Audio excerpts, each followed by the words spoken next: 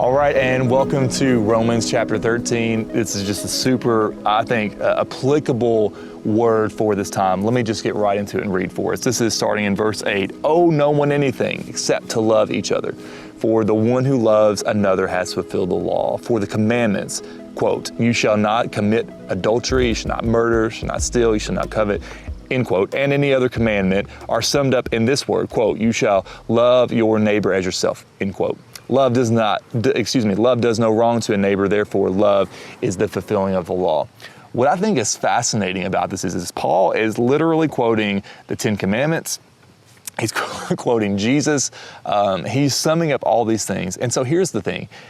This gets into an interesting ethical discussion. What I mean by that is, in America, in a democracy, a representative democracy, a representative republic, we are living our Christianity in a culture where, yes, we do submit to our authorities, but at the same time, we are also the governmental leaders, because by the very nature of how our governmental leaders are elected, the power belongs to the people. So there's this interesting ethical discussion of how we apply this text to our particular political system. Now, all of that being said, how we do that should be marked by one thing: love.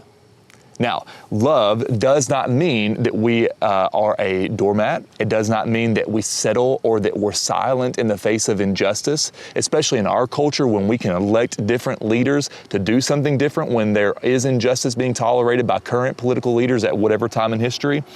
Instead, what our commandment, what our push here to do from Paul is to say, listen, in whatever way you interact with your culture, in whatever way that you interact with people, make sure it is marked by love. Because, opening back up here, owe no one anything except to love each other. Owe someone that.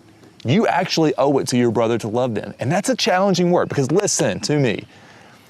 There are believers on both sides of the aisle. As hard as that is to believe for some of us when we're one side or the other side, there are believers who love Jesus on either side of the aisle. And there are people who love Jesus who want nothing to do with the political system in general.